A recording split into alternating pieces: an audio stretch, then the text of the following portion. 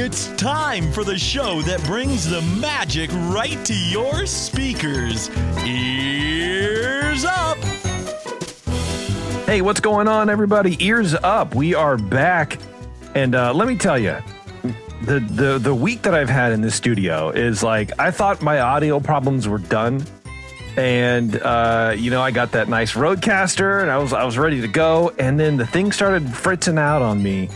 And my brain has been scrambled. I get so scrambled with these kind of like audio issues. And there's a thin tendril of smoke rising up next to you. Can you hit it with a shoe right now? I feel exhausted because it's like these are problems routing audio that I haven't had to think about in 2 years, 3 years, whatever, since I got that. And I thought everything was done. But the problem with digital stuff is that sometimes the screen flickers and you can't trust if it's going to record at all or crash in the middle of a show, and you need to replace it. You need to get rid of it because you can't trust it. It is untrustworthy equipment at that point. And that you can't, I can't have that. Well, and I think even more to the annoyed. point, it did absolutely shut off and you could not turn it on and you couldn't even get your in-depth show for a while. That's so terrifying. Yeah. I mean, once you got it back on, that trust is just dead.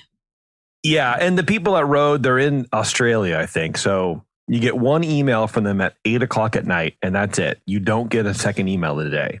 I mean, you could stay up later. I did.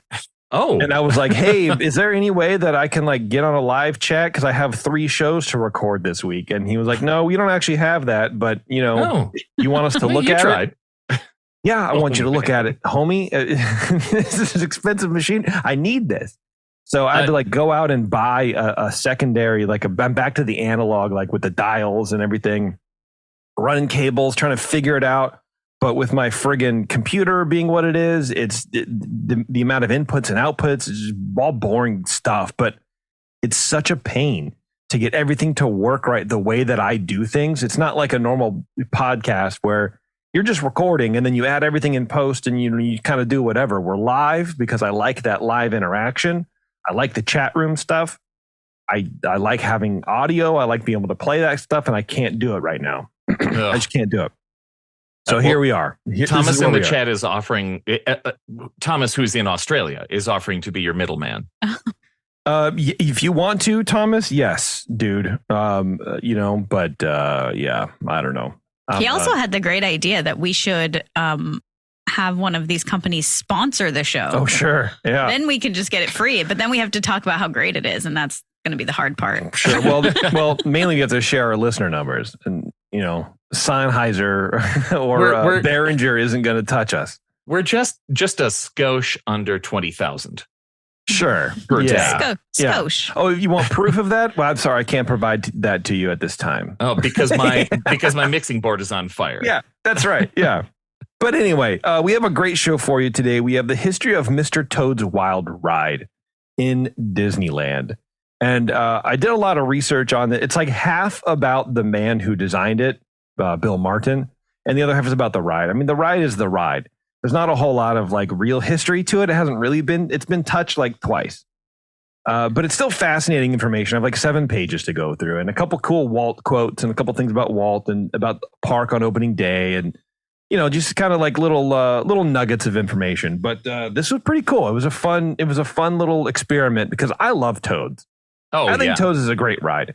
And a lot of people poo-poo it and I don't understand why. I really don't. I don't get it. I'm delighted every time because I come from a Walt Disney World background where it was the greatest ride ever created, in my opinion, and at least I get a taste of it. I'm sorry you still have an inferior Toad at Disneyland. I shouldn't call it inferior. It exists. Right. Yeah, it's better than one you have right now in Disney World. Yeah, which is a Winnie the Pooh ride. Which is Winnie the Pooh, right? I was going to say there isn't one. No, not anymore. Oh, okay. They turned half of it into a gift shop. So, I mean, it was a lot of real estate, and they looked at it and they're like, wow, we could really pack a lot of souvenirs in this. Wow, Taryn blinded herself. Wow, look at that. There you go.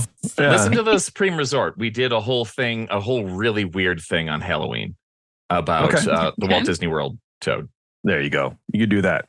And if you want to go to Disney World and you can lay flowers at the site of the former Toad ride, you can book your trip with Concierge. You go to concierge.com today and figure out the best ways to go to the parks, which is to have somebody else plan it for you. Honestly, that's what we all kind of want. We want to be able to go because the parks have made it so hard. Bob Iger has made it so impossible to figure out how to book a trip. All Bob. Just don't do it. It's like with me and my audio. If someone would go, hey, brother, let me plan all this for you. You just pay the money. I would go, yes. Are you going to charge me for that opportunity? And they would say, no. I would say, then double yes. And that's the same thing as Concierge. They don't charge extra for it. They don't charge any extra to help you plan your vacation. But if you want help making reservations, navigating Genie Plus, getting park reservations, all of that kind of stuff, they do it all for you and it's for free. So check them out, concierge.com. And in fact, I've been talking about doing these giveaways. I meant to like solidify all that this week, but I had to, obviously do all this audio stuff. But I think what I'm going to do, I have a couple, I have 5 boxes over there. 1, 2, 3, 6, 5, whatever. Of prize packs already gifted or already boxed up, and I'm going to be giving them away. There's a lot of cool stuff in there. 2 are from Patreon people. So all you have to do is just be a Patreon supporter, and you're going to get a prize pack. And there's like a shirt and a bunch of stuff, right? You're in a raffle for one. You don't have. Yes, it's not everybody. Everybody gets one. No. Yeah, I'm gonna pick and choose, and it'll probably be on the Christmas show, which is like in a couple weeks. Mm-hmm. And then I want to do a giveaway on social media for everybody else, probably 3 prize packs there. And I think one of those is going to be, and you guys, listening live or listening, back to this, you can send an email too if you want, or you can leave a voicemail on the what is it called? Website? Yeah, you can go to our website, earzup-podcast.com. Okay. Yeah, and leave a voicemail if you want. And I want to hear a Christmas story that involves Disneyland or a Disney trip or something like that. Give me some sort of content around that. What's a good Christmas memory you have, or a scary Christmas movie or Christmas memory or funny Christmas memory or something like that involving the parks in some capacity. And if you want to send me an email through there too, you can just do that as well. But if you want to leave a voicemail, that'd be fine too. But the best one of those, and we're going to put this on social also, so you can just write it on, leave a comment underneath the social post, and then we'll pick 2 or 3 of those winners and give them some stuff. So it'll be fun. So be sure to check that out. It's good stuff. It's Earzup vintage. Yes, that's right. Yeah, it's a couple stuff from our 100th episode, and stuff, some books. We like stuff. Yeah, and things.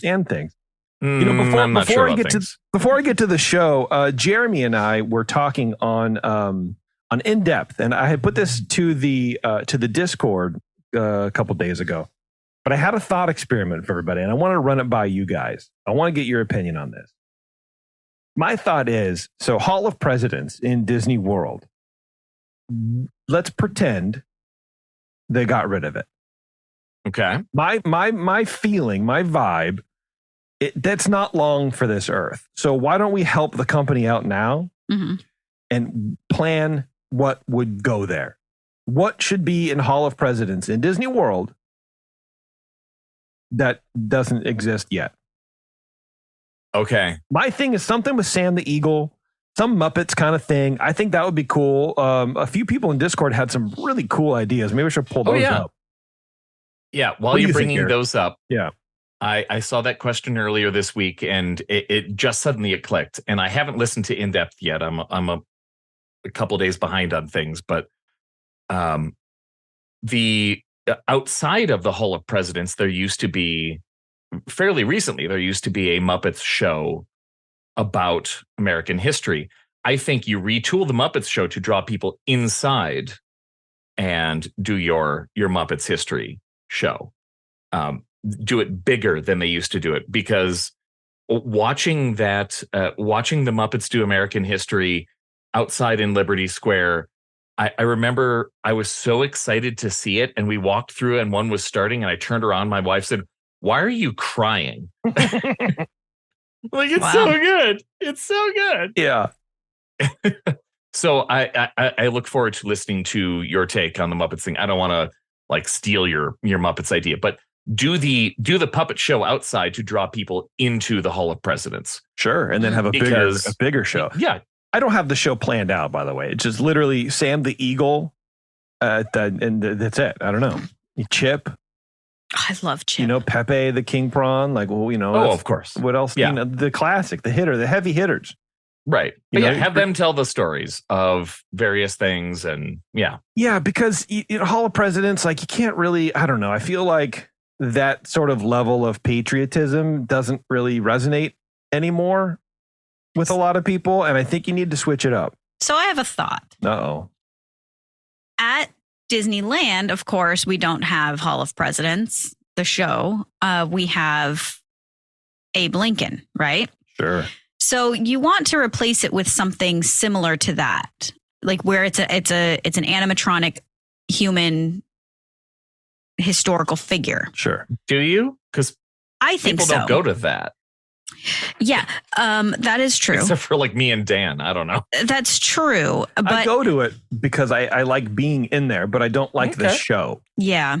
The show is thoroughly boring. It is. Yeah.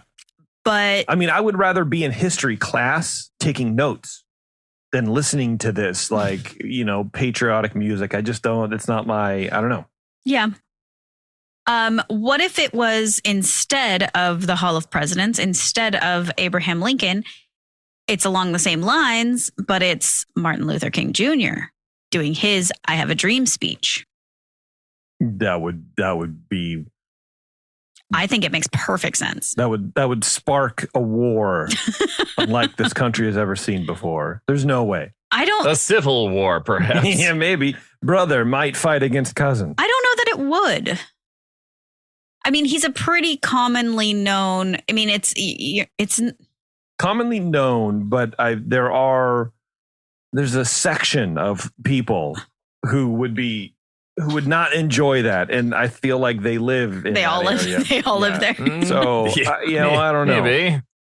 I don't know. I'm just putting it out there. Yeah. You know what? We can come back to it if you guys want. We can mothball the very elaborate statues of presidents, and that's why putting cartoon characters, the puppet characters in there is less crazy. Yeah. Well, I think they should putting a major American figure. Yeah, again and again. I think Hall of Presidents should be on the short list to get rid of. I don't know. That whole thing, I agree with you. That needs to go. It does. It needs to go. It's too controversial. American presidents are too controversial. That's right. These days. Oh yeah, absolutely. Okay. You know what? We're gonna do Toads. And then we're gonna go because the drink we have to make is fairly complicated. Uh-oh. Eric, I mean, I haven't made any coffee for it. Have you? I have leftover coffee from this morning. Enough to... What? Taryn, get a load of this guy. He has leftover coffee. I've never even heard of that before. Yeah, sometimes I leave before I finish the pot, and then I have to make more coffee at work. That's basically it. Yeah. Why didn't you get a to-go cup? Yeah, or a thermos is what it's also called. No. I bring a thermos of coffee to work. But I have coffee at home, and then I fill my thermos, and there's usually enough coffee left to make this particular drink. Okay. Well, hey, look, man. It's very precise. Okay. It sounds really precise, and that's what I really appreciate. All right. Okay. All right, Mr. Toads. Well, what I'm realizing when researching Mr. Toad's Wild Ride history is you can't talk about Mr. Toad's Wild Ride without talking about the man responsible for the direction of it all, Mr. Bill Martin. Bill Martin left 20th Century Fox in 1953 to help Walt create the Disneyland park. He was an art director and set designer, so as you can imagine, these skills were highly useful in manifesting Walt's vision of Disneyland. Dick Irvine was the man who brought Bill over to Walt Disney Studios, and in the lead up to actual construction of the park, Bill toured many theme parks on the East Coast to dig up inspiration. Fairmount Park in Philly, Palisades Park in Jersey, and other parks in New Orleans, Cincinnati, etc. Bill was part of that original WED group with names like Harper Goff, Bill Cottrell around him. They had offices above the Main Street City Hall when the park opened, which kind of makes more sense as to why Walt's apartment was located on the other side of that building. This I didn't know. There were WED office buildings above City Hall. That's the dream. That's the dream. Is not only do you work for WED, but you work in Disneyland. Your office is the park. Yeah. Yeah. I mean, which made sense because the park, admittedly wasn't finished when it opened. Right. And everybody knew that. And Walt knew that wasn't a secret, right? So what better place are you going to? And every Saturday, Walt would go with the heads of each of the areas and do a park walkthrough before the park opened and say, what can we do better? How can we expand this every week? Yeah. So of course they're going to be on site.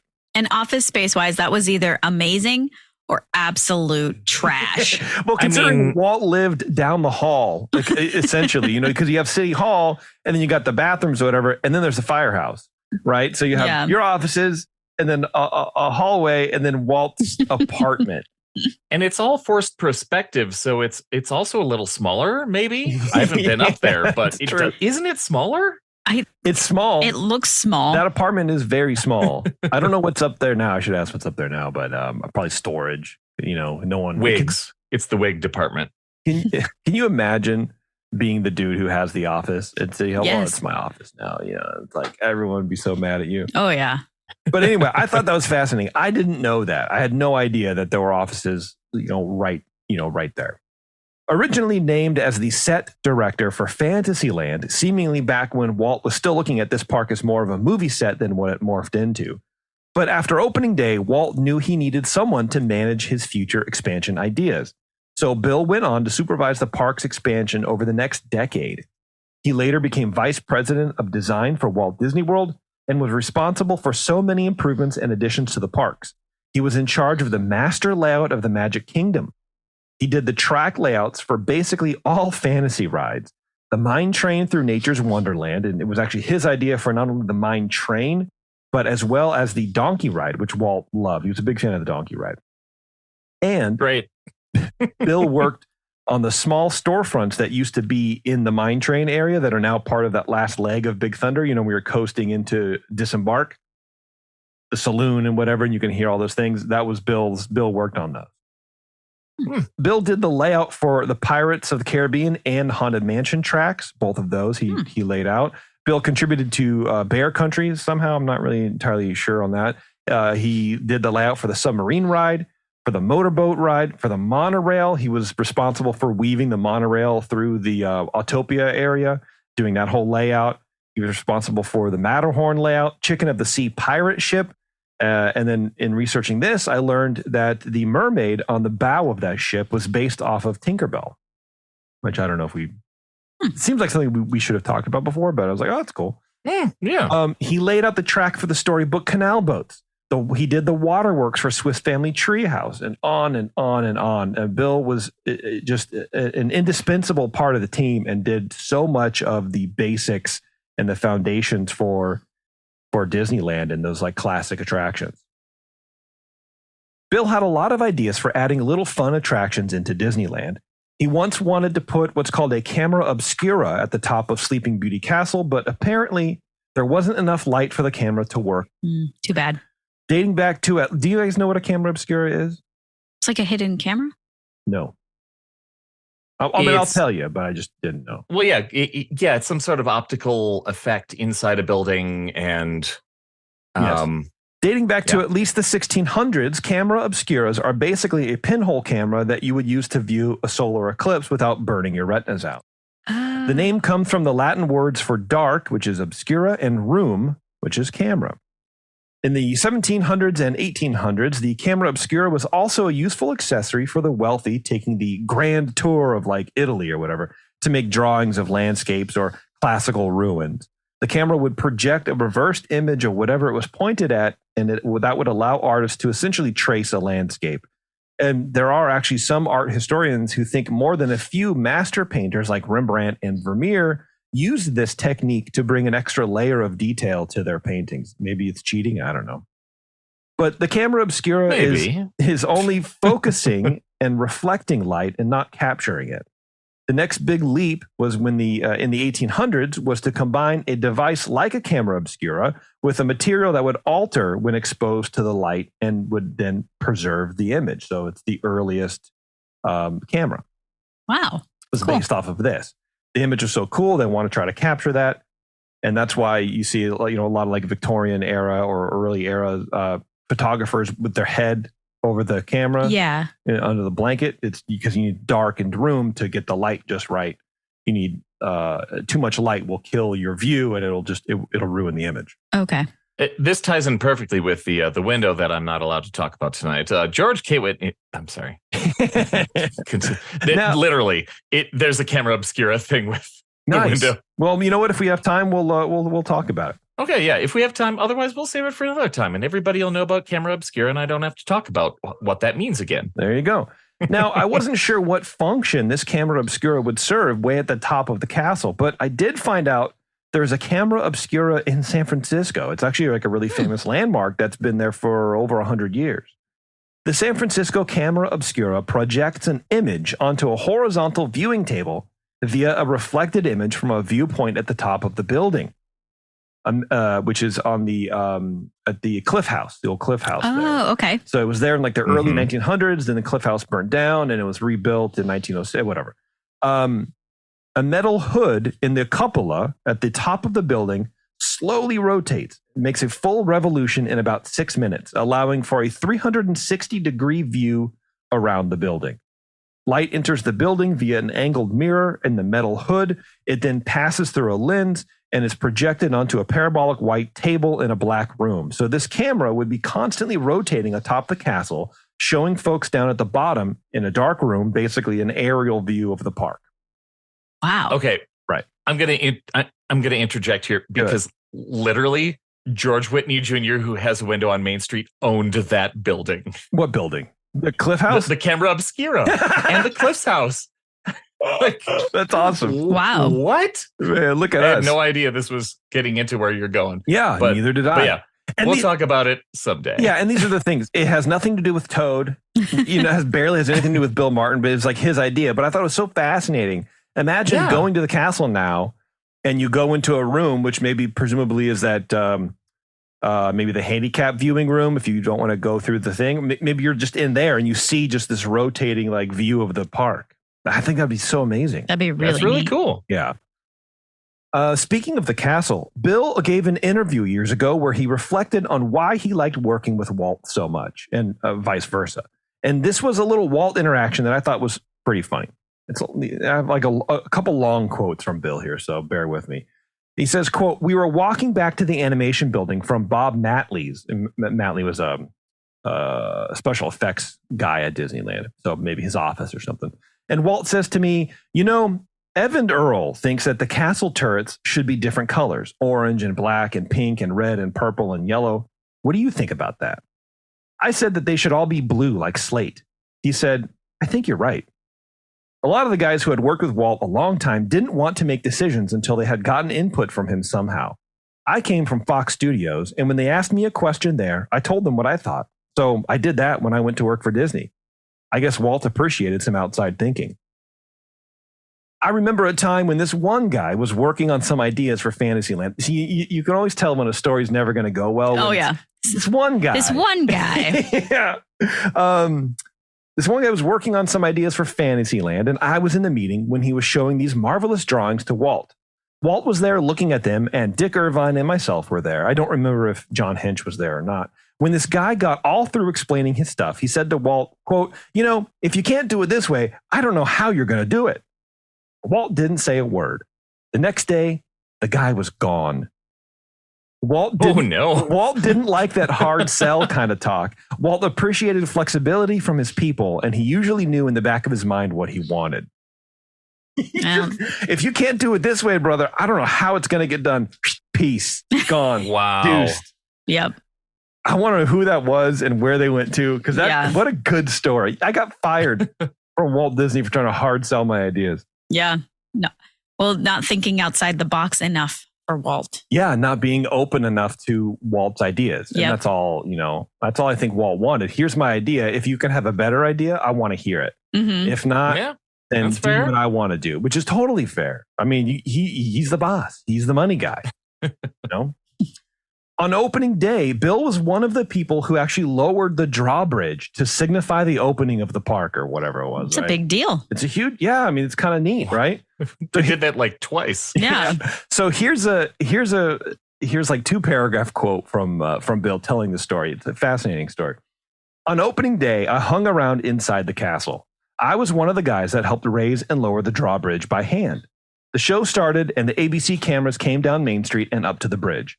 We raised the portcullis and lowered the drawbridge, and all the Disney characters went running out into the hub. I was back there inside the castle off camera. We had quite a scare at the beginning. I think it was the day before. There was a small gas leak somewhere under the castle, and there were a few little blue flames along the base of the structure in the courtyard opposite Merlin's magic shop. You know, the park was built so fast that they laid down a lot of cable and pipes without records. And the guy that found them later was Bill Evans when he went to plant the trees and bushes with his backhoe. This was the day when the press was all around and they were hoping to get this problem on film. I guess they wanted to see Sleeping Beauty Castle go up in smoke. The reporters were there, and one of the cameramen even was up on a big ladder. The park publicity people were pleading with the reporters and cameramen not to take a picture if a fire started. That would have been traumatic just before the grand opening. Then I came strolling along through the side entrance and up the walk, and I was smoking a pipe at the time. I had no idea what was going on inside of there. All of a sudden, the fire chief came running out of the castle, took me by the arm, and ran me down to the hub. He was afraid I was going to blow up the place. Oh my gosh. So nobody told Bill Evans where the gas lines were. He's just there doing his backhoe things, planting trees, doing the landscaping stuff, which is what he was doing. Busts a gas main. There's blue flames shooting at the outside of the castle. They're trying to fix it. Here comes Bill Martin just smoking a pipe going, "What's up, boy?" Wow. Oh, no. That was great, man. What a good story. As bad as things were on opening day, it could have been worse. Could have not happened. Yeah. Yeah. You burned down the castle and you don't have a park. No. Wasn't there a gas leak in Tomorrowland on opening day? Oh, maybe. I believe it. We should do an opening day show. Yeah. Yeah. To anchor Fantasyland, Walt already had Snow White and Peter Pan rides planned, and Toads was the third ride that Walt wanted. Toads was loosely based off the Disney adaptation of the Wind in the Willows book. The ride puts the guest in the place of Mr. Toad as he is overcome with motor mania, which is a very real thing and not one, and it's one that we should all be afraid of. We shouldn't take this lightly, this motor mania thing, guys. I'm serious. The interesting thing about Toads that separates it from other fantasy rides is that it isn't really like the source material at all. The ending specifically is not in the 1949 movie version, nor the book it was based on. It was completely fabricated. Another point of interest is that when Toads opened, it had the least amount of 3D figures of its Fantasyland counterparts. Snow White and Peter Pan both were packed with figures, while Toad relied mostly on 2D plywood painting. It's just a budget thing at that point. Walt chose the specific scene elements of the Toad book to be in the ride that he wanted. The rest were added in later based on how much room they would have in the show building, which is already very small to begin with. When the ride first opened, everything inside was simple stage scenery, which played to Bill Martin's strengths, right? Like set dressing, like you would see in a play. 2-dimensional paintings that were basically meant to be seen from one direction only. But since most of it was painted for blacklight, you only ended up seeing what they wanted you to see. So they were able to really control what you saw. It was a great way to do it. It was a cheap way to do it as well. And sometimes you come across pictures of the inside of that ride before it was redone, and the art looks sort of odd and, I don't know, kind of weird. Like it was this Disney quality stuff, but the guests wouldn't have seen it that way. They would have seen it with a black light. So it was a very different experience. Blacklights were a new feature that no other rides were really using in the parks the Imagineers went to. So these 3 dark rides of Toad, Pan, and Snow were the first real sort of dark rides as we know them today. In the past, they didn't have black lights. They weren't trying to use these sort of special effects. They were just dark rides. But Bill Martin and the team sort of created this vibe. Now we think of dark rides as having black lights. Absolutely. Yeah, for sure. Guests waiting in line were treated to the confusing lyrics of the Merrily song and the enthusiastic voice of Mr. Toad himself, provided by Eric Blore, the voice actor from the film. So that was a nice touch. And he beckoned all to come along with him on his travels. He says, come along, hop up on here. We'll go for a jolly ride. Buford Road, the dusty highway. Come, I'll show you the world. Travel, change, excitement. Sounds like Yoda. Travel, change, excitement. Well, and so what's interesting is you said that it doesn't follow the movie. So when the first probably 5 times I went on this ride, and I've probably been on it 8 in my life. What? I did not even know that there was a movie. I had no idea what this ride was. It was just the ride that you go on because everything else is too busy. Right. But that said, it's interesting that not only is it not really based on the movie, which is also confusing, it is also just completely made up. But it doesn't make any sense anyway. Like they took something that was hard to follow and they made it even harder to follow. And then they were like, it's a ride. Yeah. What they didn't do, like with Snow White, because following the movie doesn't work well. I mean, look at the Snow White ride. I think Pinocchio's journey did that too. Pan is sort of similar to Toad, where it doesn't really follow the book or the movie at all. There's pieces that in that ride that aren't included, right? Mm-hmm. But it doesn't end up working well because you can't cram all of that in a 1.5-minute long ride, which is what these are, right? Yeah. So, like Toads, I think I say later, it's like 98 seconds. A minute, oh wow, 38 seconds. Yeah. So it's not that long. Mm. So you have to do something to make it thrilling, a little bit more thrilling than the actual movie. But it's just the weirdest ride at Disneyland. Weird. Absolutely. It's so weird. Absolutely. Well, yeah. Toad started off as a roller coaster concept ride. The cars would follow a downhill track towards obstacles like parked cars that would move out of the way at the last minute. Walt thought this kind of thing would be a bit too scary for small kids and, quote, the elderly. So they toned it down a bit. So probably talking about U-turn. Yep. However, according to Bill, going through the devil's mouth into hell was just fine by Walt. Right. No, that's perfectly fine for children and the elderly. Yeah. Hey, this is where you're going to be in about 5 years, Gramps. Don't worry about it. Get used to it now. Which is funny because, there's a lot of people online going like, oh, I don't know, Walt, they could go through hell. What kind of ride is this for Disneyland? Whatever. But Walt said that was great. He thought it was awesome. Loved it. I think it's awesome. He's also a weird guy. He's also weird, of course. As the show buildings were being constructed, or at least assembled, I'm a little bit unclear about this. What I read and what I think happened is that the show buildings for Fantasyland specifically were purchased from a company and then brought to the park and assembled. And then the ride, while this was happening, the ride was being mocked up on a soundstage in Burbank. The show buildings were prefabbed 60-foot by 100-foot metal buildings, either made by a company called Soleil, or Bill misspoke in this interview, and they're just called Soleil buildings. I couldn't really tell. But they're just big metal rectangles. Plop them down. There you go. And pretty much. Yeah, and I think that just showcases the time constraint that they were under. Where it's like, we don't have time to build these. Let's buy them and bring them in. Yeah. The original Fantasyland featured canvas tent facades attached to the outside of each of the buildings, and Toad's was no exception. So you look at these older pictures, up until 83, and they look like a medieval jousting tent. Yeah, they look weird, honestly, but I guess it kind of fits, the vibe of the time or whatever. I guess, yeah, and it's cheap and easy to do, right? Yeah, you attach these canvas tents to there you go. In planning the ride, storyboards were made from numerous watchings of the Disney film. Ken Anderson, who was art director for many Disney films, and Claude Coates were the two in charge of really solidifying the scenes and what they would contain. Claude had a credit on the Toad movie for color styling, so his experience in this area really helped to transfer that same feeling of the cartoon over to the ride, specifically in like the painted murals and the loading areas, or just the way the characters looked in the ride.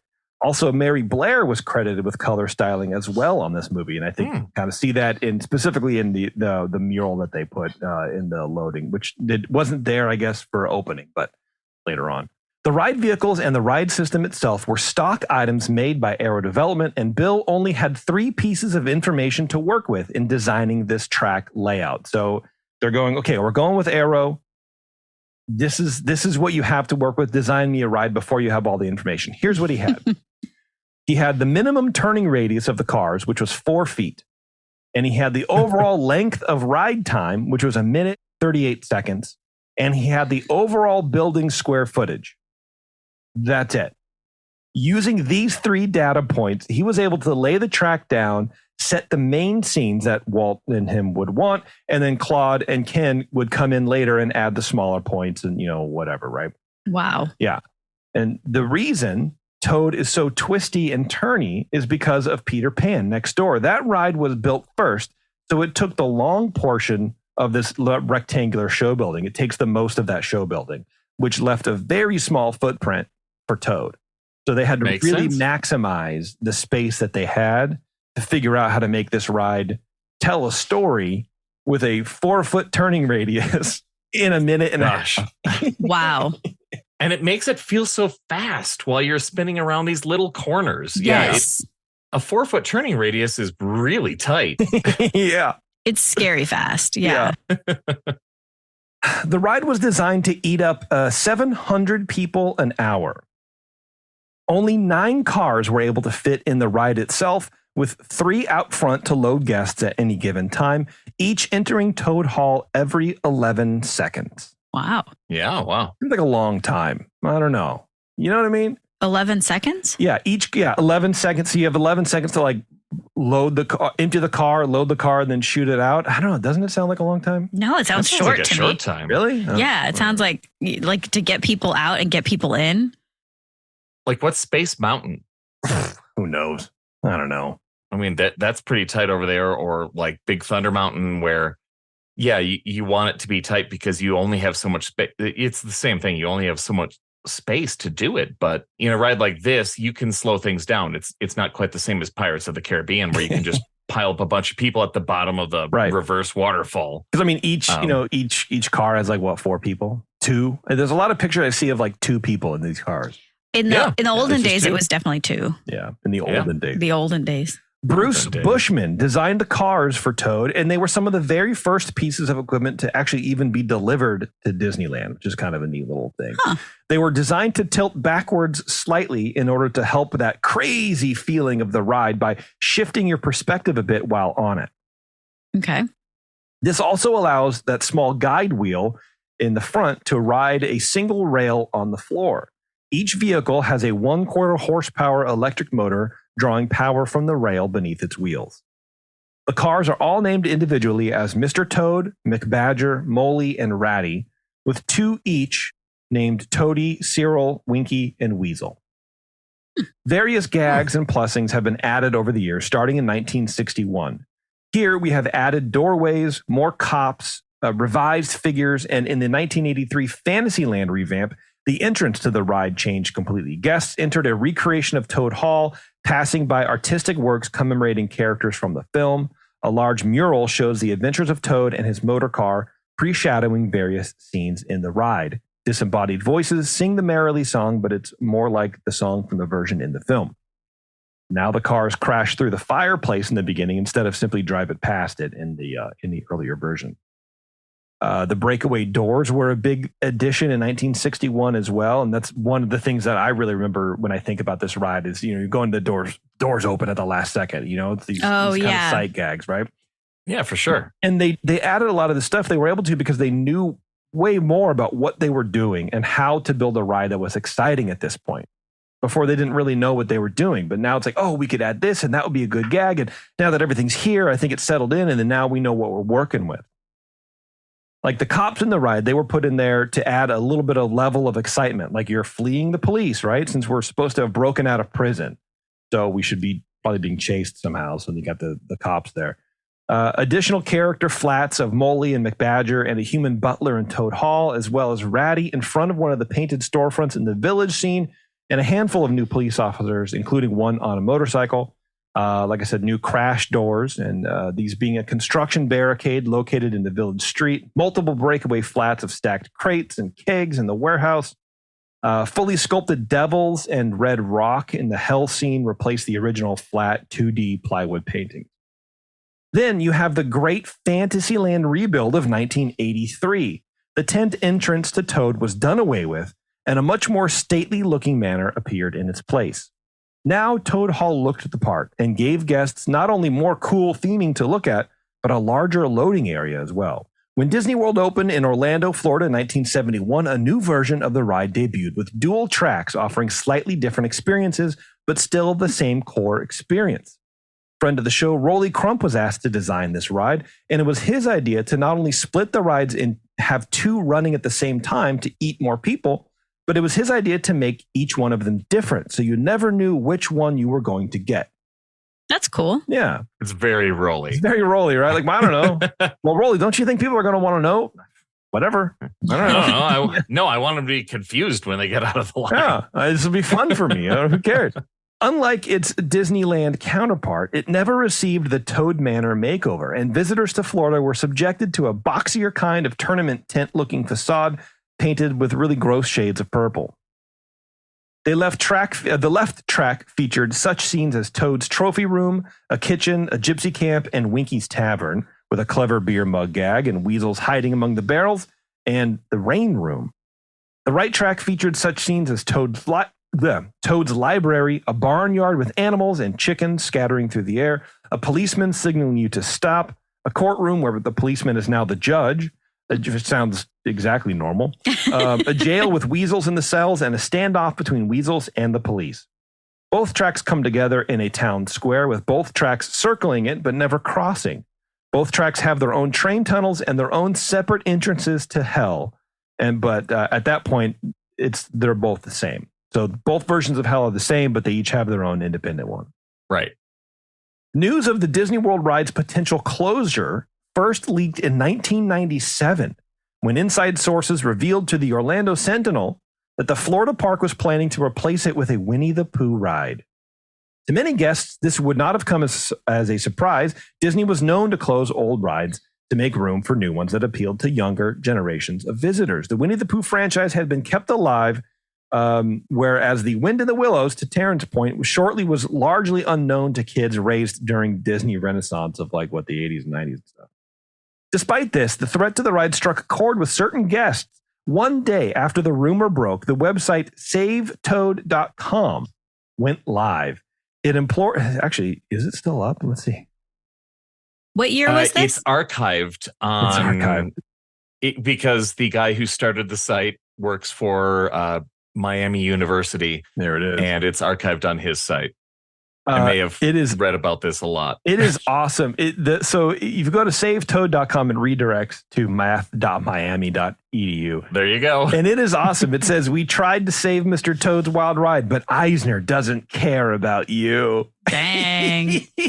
You need to read this site. It's so good, If you haven't listened to the Supreme Resorts Halloween episode and heard about the story of Jeff Moscott, the main guy behind all of these efforts, you need to go there.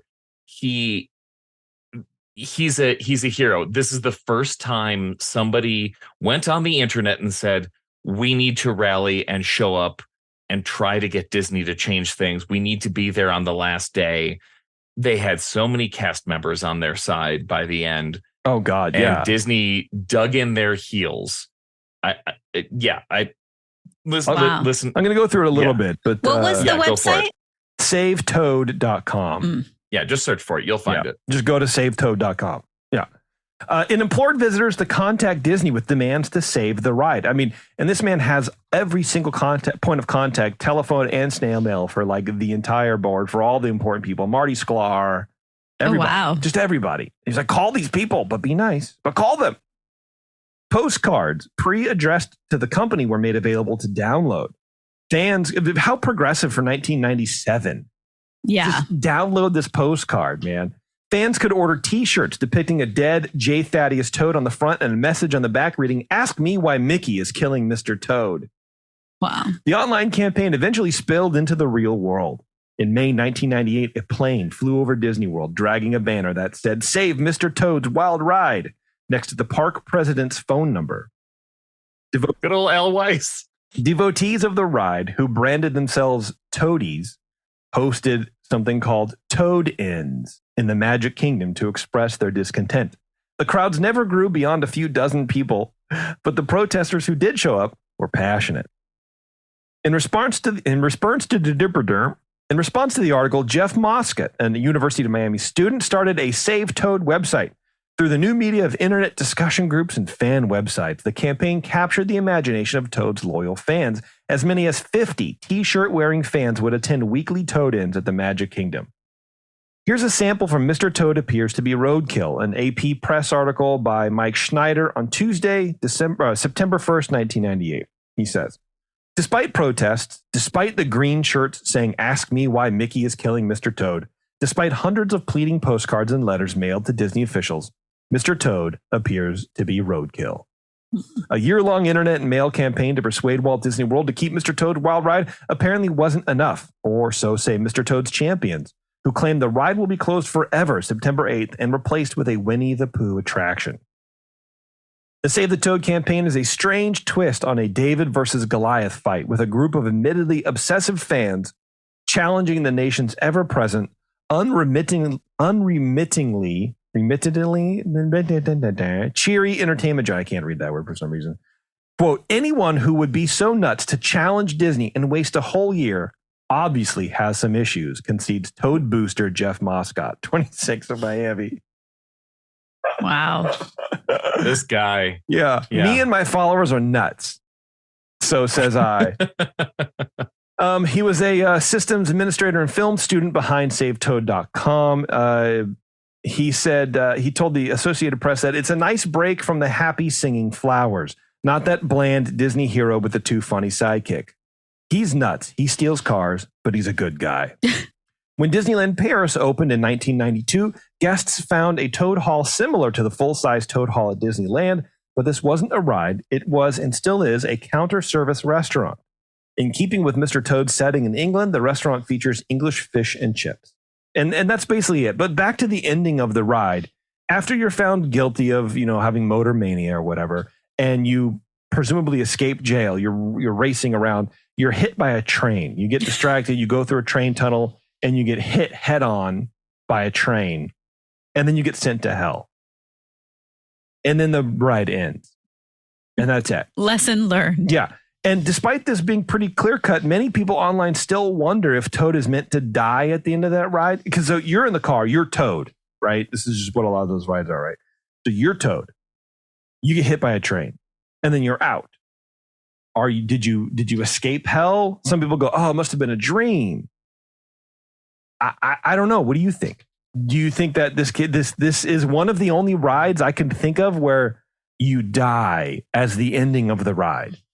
It's probably the only one in existence. I'm just going to say. Well, you also don't die and go to a good place. You die and you go to hell. Yeah, absolutely. Because you what? Because you ran through a pub.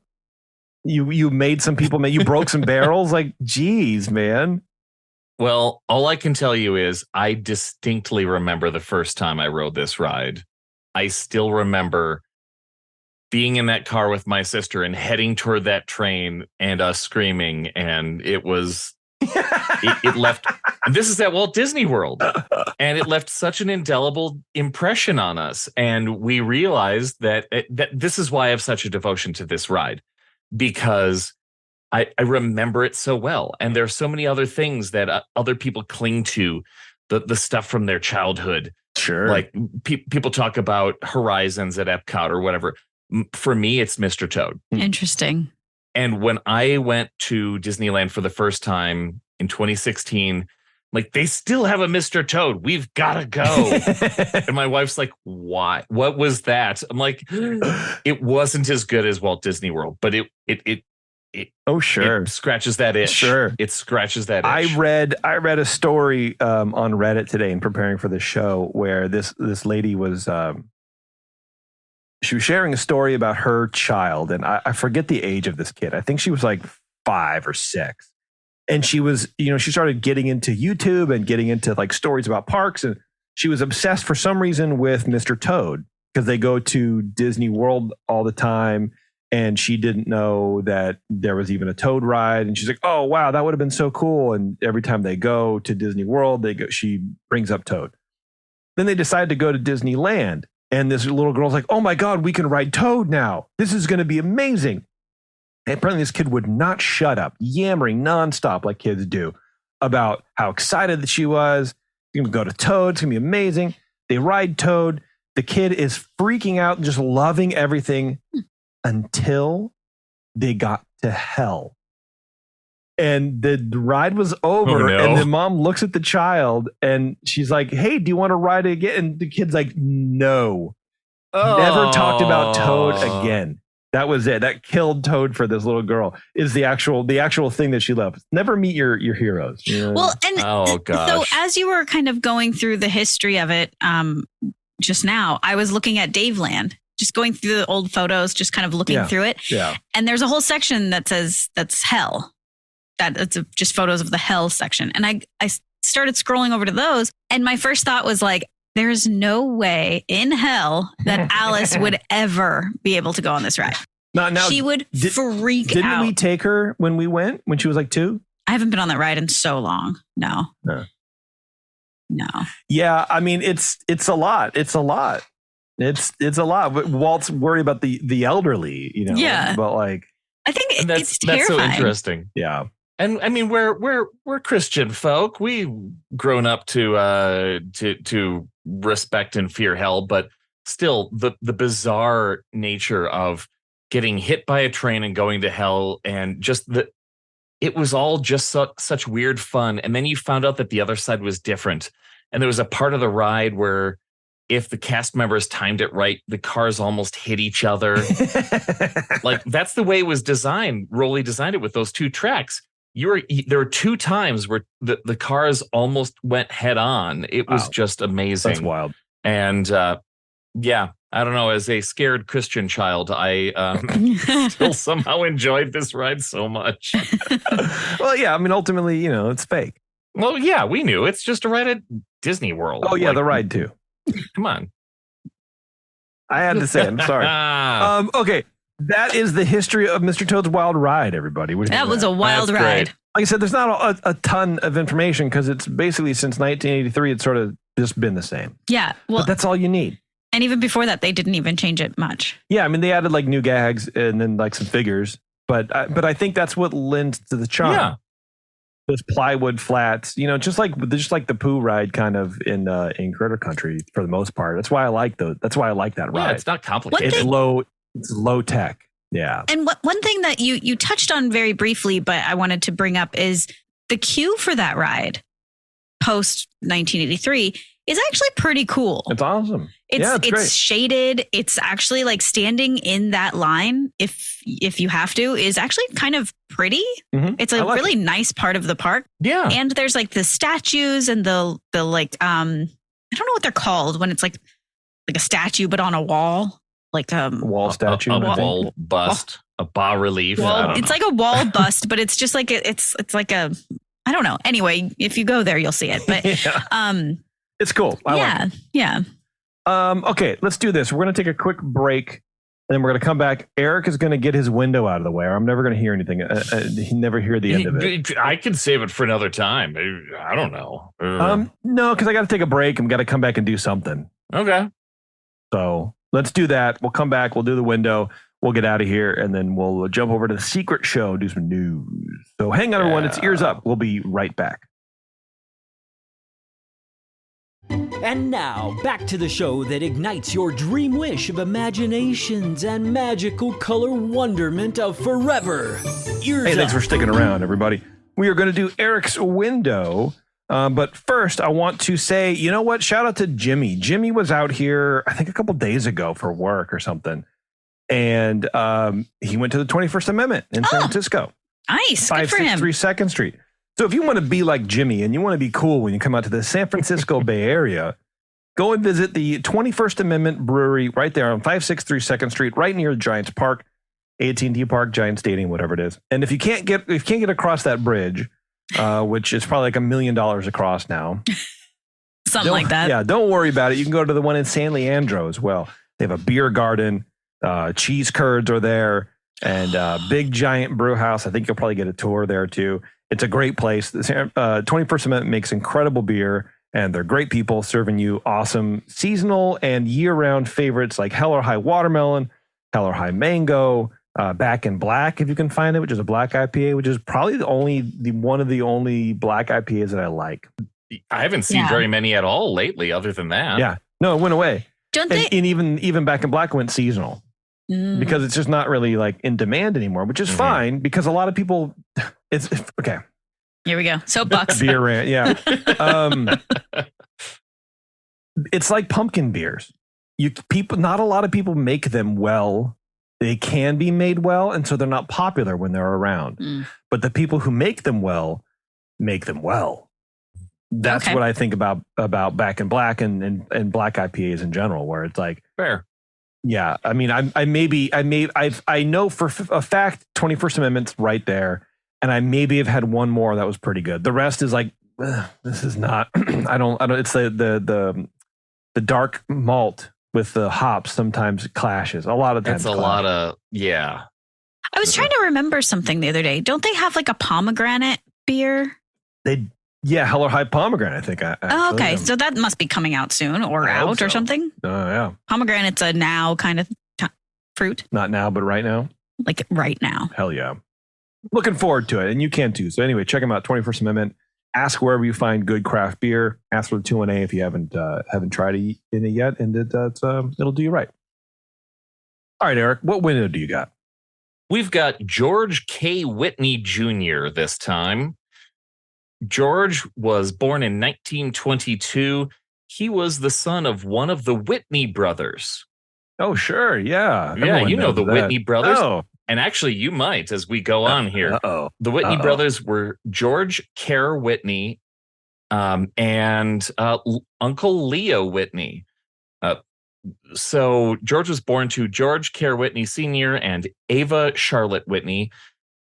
Mom came from Australia, and they all met in Australia. Dad and uncle moved to Australia during World War I and ran some amusement parks down there.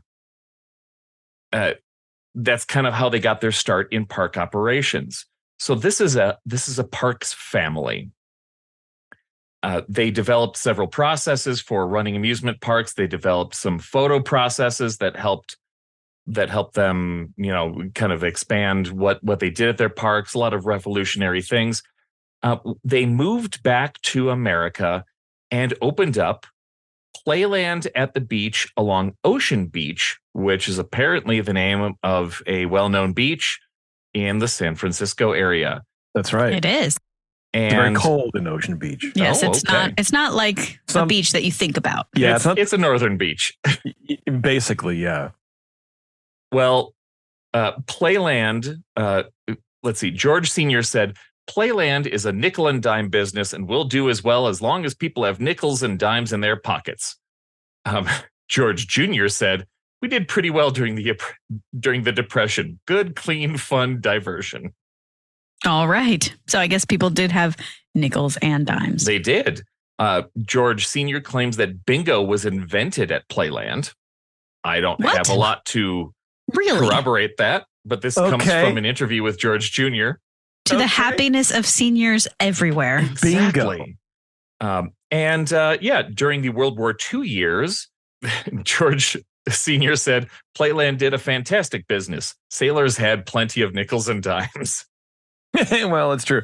See, so I just Googled bingo invented, and the first thing that comes up said, it is said bingo origins can be traced back to 1530. Yeah, when a lottery known as Lo Guiggio del Lotto d'Italia, which is the Italian lotto, the original name of bingo. Wow. Oh, that's great. So now I hate bingo. Well, look, everybody's gotta pretend like they invented something. Yeah, in the early 20s, Hugh J. Ward first came up with the concept of bingo in Pittsburgh and began running the game at carnivals in the early 1920s, taking it nationwide in 1924. He secured a copyright on the game and wrote a book of bingo rules in 1933. Well, don't let Huge Ward tell that to George Sr. They eventually, the The Whitneys eventually bought the Sutro Baths Museum. Oh, wow. Okay. And the Cliff House properties in San Francisco. All right. I see San Francisco people nodding their heads because they know what these are. Yes. Yes. The Cliff House is a very, very famous restaurant, or maybe was. Actually, I feel like it got sold very recently. It got sold, it closed down, and then they said it was going to open, but I don't know anymore. It's very ritzy, expensive, fancy place. Yeah, but it overlooks the ocean. It's like right on the edge. The Sutro Baths are right below it. The old bathhouse, and you can go and like explore the ruins basically. And that's the closest thing we have to ruins out here is an old bathhouse. I want to say there's a famous scene too in some movie or show that ends there. There's a lot of things that happen there. Yeah. It's very famous in this area for sure. Excellent. Well, I'm glad I basically wrote that like these people will know what I'm talking about. Yes. They'll fill in the blanks. Well, George Jr., before Disney, went to the University of Washington and San Francisco State University. He joined the Army Air Corps in World War II. He was an engineer and an armament specialist. Sure. Following the war, he managed rides and games for Playland. So he went back to the family business. All right. Good for him. Yeah. So he eventually ended up getting hired by Walt Disney when Walt went up to Playland and said, this is one of the, he's going around finding other amusement parks and saying, here are the things that I want to do. He hired George because he knew how to handle operations. So in the early 1950s, he came out to Playland, met George Sr., met George Jr. Jr. impressed Disney, hired him on as the 7th employee of Disneyland. Wow. He was the only member of Disney's original team who had practical amusement park experience. Wow. Famously, Walt Disney didn't want to make an amusement park. He hated amusement parks, apparently. But he needed somebody who actually knew how to make like lines and things that people would walk to. Yeah, it's like he knew that he could make a better amusement park, but just by making it look like a movie set. Right. Yeah. That's all, that's all. But you need to run the thing first before you can change the thing. Yeah. True. Yeah. And so George joined the team. He had a very high opinion of Walt Disney throughout his life. He really enjoyed working there. He loved working with the other designers on Disneyland, and he was particularly proud of maximizing the passenger flow of the Adventureland boat ride at Disneyland, as he called it, so the Jungle Cruise. And he planned lots of attraction queues, entrances, exits, that kind of thing in Fantasyland and around the rest of the park. That was his thing. He knew how to get people to go to the places and keep people flow working. Nice. Now, he only worked for Disney from 1954 to 1958 as the theme park's director of ride operations. After he left Disney, he took some Disneyland ideas back to the Whitney parks. So he went back to the family business. There you go. He changed some old dark rides to new dark rides, and basically worked for the company for years as the company kind of devolved. He and his sister ended up inheriting most of the company when his parents died and his uncle died, and she sold a chunk of the company, and he ended up losing Playland. But he kept a hold on the Sutro Baths and the Cliff Houses. He ended up buying some other attractions nearby, like the Camera Obscura.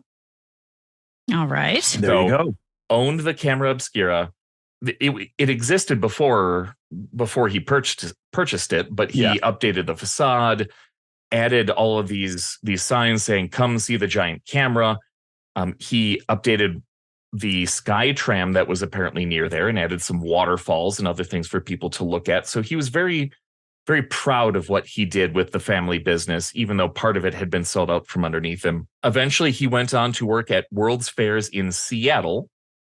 So the World's Fair in Seattle as Century 21's Concessions and Amusement Division Director.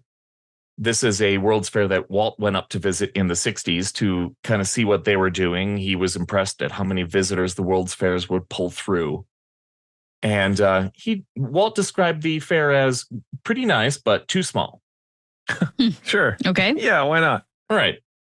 And George went on to be a World's Fair consultant in Montreal, Brussels, and Osaka for their World's Fairs, and he designed the 1960 Squaw Valley Olympics. Well, there you go, man. Traveling the world designing stuff. And designing lines, basically. Oh, yeah. He sold off the remaining Sutro Baths and Cliff House and other beach properties in 1972 for $6.5 million in 1972. That's a lot. Wow. That's a lot of Good money. Lord, that's a lot. Yeah. He spent the rest of his life, he left the valley and never went back and traveled the world and eventually settled near the Whitney brothers' original hometown of Friday Harbor, Washington. He died on September 25th, 2002, after a long illness in that town. He is survived by 2 children and several grandchildren. Now, George's window on Main Street is right above the market house, and it reads George Whitney, George abbreviated GEO, period, George Whitney, Guns. Guns. Oh. Okay. It's been there since the park opened. But why Guns? Been there since the park opened. Was he the first window? He was one of the first windows. I and since we started doing this, I guess I forgot, or maybe I didn't really know or understand that the windows are. I thought they were relatively recent in the. Yeah, I didn't know that they were that old. I don't see proof that it was there in 1955, but it was one of the earliest, and it could have been there at the park open. Dave Land has a few pictures. We can take one of Dave's. We can look through Dave's shots, but yeah, it's basically like, well, we think it was there when the park opened. Just as kind of a tongue-in-cheek, like, this guy built the park. One of the people who built the park. Let's put up a window. But there's 2 names on this park, Walt Disney and mine. But yeah, why Guns? So a part that I left out, George Jr. created the Golden Gate NRA in 1972. Great. That's wrong. The Golden Gate NRA is a national recreation area, a beautiful and protected national park spanning 82,000 acres. No, it's because he was an armament specialist in World War II, and they probably joked around about guns. I don't really know. The man was in charge of guns in World War II. What a childlike fascination with things that go bang. It's like, I can write literally anything probably on this window. Nobody would ever know.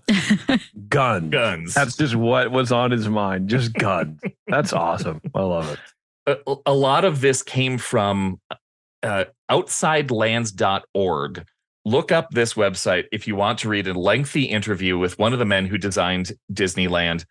This is a website that is dedicated. It's an old website that is dedicated to the history of San Francisco's Richmond, Sunset, OMI, and west of Twin Peaks districts. Mm-hmm. Yeah, but the city has a lot of like segmented areas. For being 7 square miles by 7 square miles, it's a lot of different neighborhoods, man. And there's a lot of cultural differences between them for being 7 miles. It's wild. Yeah. And it's cool. They did an interview with this man in 2002, like right before he died. Let's see. So September 6th, 2002 is when they did the interview, and he died. I already lost it. September 25th, weeks before he died. These people killed him. Yes, they killed him with a 3-hour interview. Jeez. I almost did that to Josh Freese. But yeah, I don't think about it still. I don't think about it constantly. Or Rolly. Yeah. Well, yeah, that too. I did. Yeah, probably kill him, Rolly. Yeah. You probably did. But yeah, I contributed. Check it out. It's one of those bizarre windows where you go, guns? Why guns? And that's George K. Whitney Jr., who had more experience with amusement parks and guns than we'll ever have. That's true. That's probably true. Very good. I appreciate it, Eric. Thank you.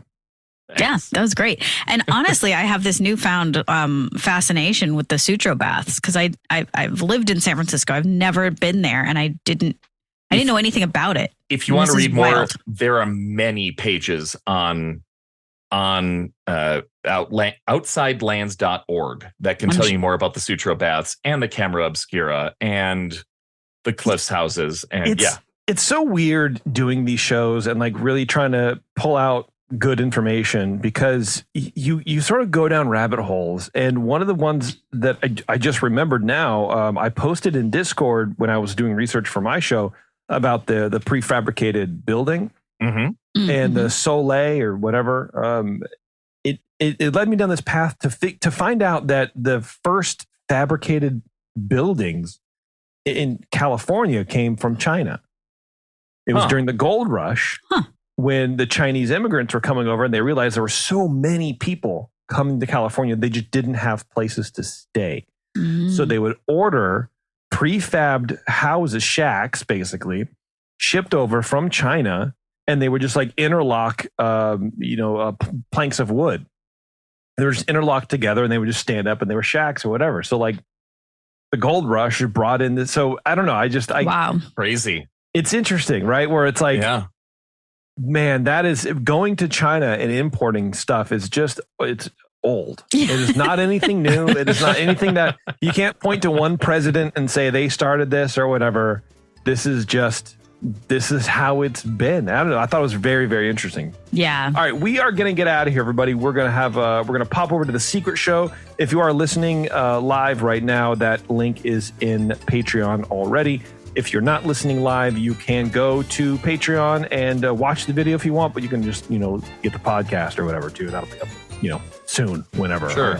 3 things to do now. 3 pods to edit. But anyways, that's beside the point. Thank you, everybody, for tuning in. I appreciate it. Thank you to Sully at the 21st Amendment for being the guy who makes the good beers. You know what I'm trying to say?